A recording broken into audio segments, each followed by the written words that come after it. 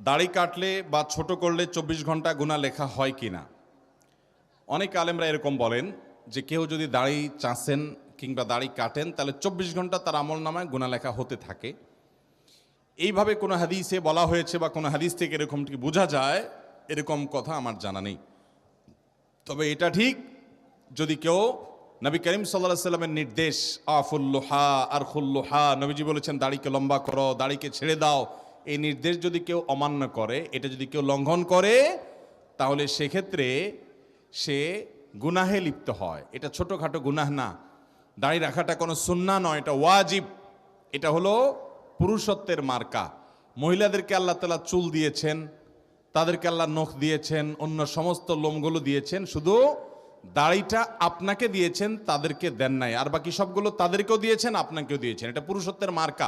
মোচ গোপ এটা আপনাকে দিয়েছেন, আল্লাহ তাআলা তাদেরকে দেন নাই। এই জন্য গোপ ছোট ছোট করবেন, রাখবেন, আর দাড়ি বড় করবেন, এটা পুরুষত্বের মার্কা। আল্লাহ তাআলা আমাদেরকে পুরুষত্বের মার্কা ধরে রাখার তৌফিক দান করুন। এটা যদি আপনি ফেলে দিতে চান তাহলে লক্ষণ ভালো না। এর মানে আপনি তাদের মতো হতে চাচ্ছেন, এটা জায়েজ না, এটা গুনাহের কথা।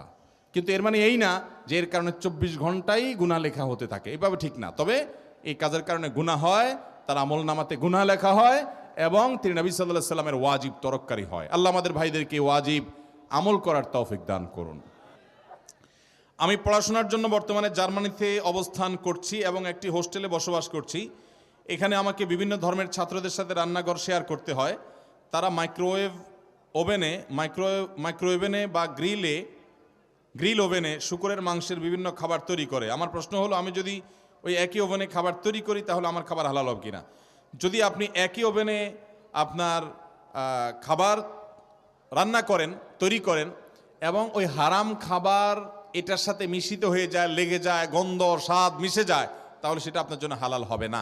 আর যদি এটা পরিষ্কার করে নেন, ওর কোনো গন্ধ আলামত কোনো কিছু হালাল খাবারে আসে নাই, যেমন একই পাত্রে সে রান্না করছে, আপনি ধুয়ে পাক সাফ করে আপনি সেটাকে শরঈ পদ্ধতিতে পবিত্র করার পর রান্না করেন, সেটা যেরকম হালাল হবে, এখানে সেরকম পাক সাফ করলে তারপরে কি হবে? হালাল হবে।